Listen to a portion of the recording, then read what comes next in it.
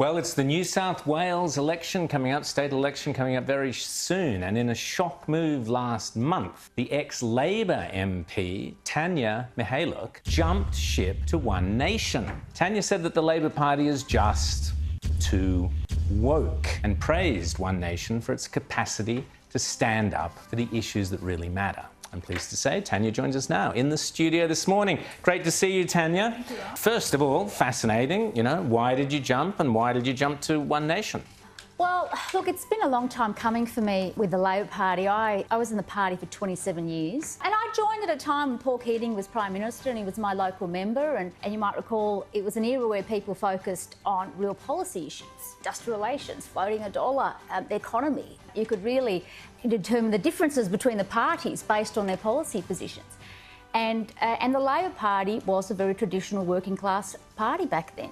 It's just changed completely, particularly in the last 5 or 10 years. For me personally, when I was a shadow minister, I just struggled. I was often the lone voice when it came to having social and economic conservative views. I think the party is now, the Labor Party, particularly in New South Wales, is dominated by socialist and left-wing ideologues that are at complete odds with the values that are being espoused by families and communities of Western Sydney. And the communities in Western Sydney can't relate anymore to the Labor Party of today. The biggest concern I have is that if the polls are correct, we're going to see a Labor Party form a coalition with the Greens and some rogue independents come March 25th, and they will unleash a war chest of agendas, fads and policies that will make the Victorian Labor government look conservative. Do you say that, the Liberals, and particularly its moderate wing, would be not really an amenable home for somebody with socially conservative values? Is that why you jumped ship to One Nation? Is there the same issue there as in Labor? Well, I think the Liberals are dealing with issues with what the Labor Party. So 5 or 10 years ago, the Labor Party already gave up on any kind of position of conservatism. Let's be clear about that. The Libs are now at a crossroads, clearly.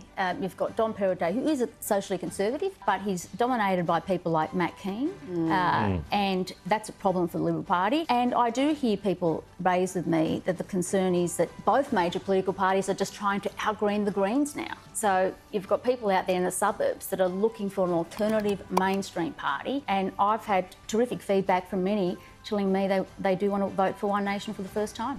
Mark Latham has done an amazing job in this last term of the New South Wales Parliament. How effective has Mark been, in your opinion? I think he's been incredibly effective when it comes to pushing parental rights, religious freedom rights as well. I got to know Mark when I was on that inquiry with him, which was set up, the Religious Freedom Inquiry, which was set up on the back of him proposing, and One Nation proposing legislation in New South Wales. And I found that he has reached out to many community groups, to stakeholders. He speaks to parents and families. He understands the issues that are really concerning people. And there's no doubt that we've got a problem here in New South Wales, as we do across the nation, when it comes to the fundamentals of education aren't being taught at school. And we know that we have a problem where teachers are trying to be politicians in the school classroom, which is wrong. And I think he has exposed that really well. Mark Latham has definitely exposed that, and One Nation, and has really brought attention to this left-wing indoctrination that really is a serious problem and will continue to be a problem if it's not going to be addressed. You talked about how Labor has lost touch with working class Australians and those values, but I wonder if it's even bigger than that, because we've got the inner city very well represented by both Labor, Liberal, the Teals, the Greens, the suburbs, the working class, the aspirational Australians, the middle class. Who's really representing them and their values, and the immigrant community in particular? No, well, you're right, Rita. I've seen it firsthand. I think I've looked at my communities out in southwest Sydney. They're very strong in faith. My electorate of Bankstown is more than 84 or 85% of people identify with the faith, and yet they can't relate to either of the major political parties, who aren't even prepared to push religious freedom values or indeed any of the values that matter for these communities. So I think you're going to see over time, and and this election will be critical, where people will make a decision that they are tired of the major political parties. They're not representing the values that their communities espouse. They can't relate to these parties. And I think this is a problem that the Labor Party and the Liberal Party are both going to have to deal with, where I think these communities of faith and multicultural communities are going to wake up and realise these parties are taking them for granted. But in this election, aren't we just fracturing the vote with the minor parties? Because at the end of the day, the left has very good preference discipline. Yes. The Greens' preferences go to Labor, gets them elected. But the One Nation preferences, they don't have that discipline going to the coalition. So is the end result going to be more far-left government as opposed to giving a voice to those voiceless people? Well, I think that, look, the Greens will be elected in a number of seats in their own right, and they're a threat to the Labor Party in a number of seats. And you can see now with the Labor Party, they're sort of trying to outgreen the Greens. So the Greens announce a policy, 24 hours later the Labor Party announces the same policy.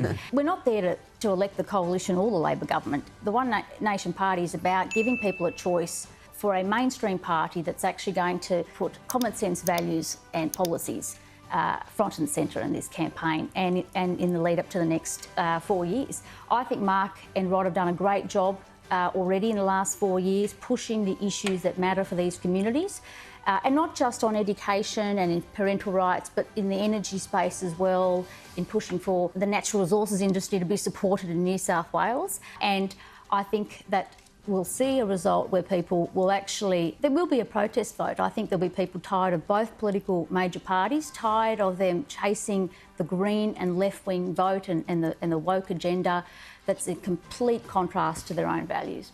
So there you go, Western Sydney. You've got Tanya Mihalich there, One Nation, is talking a lot of common sense. Would our other politicians equally talk so much common sense?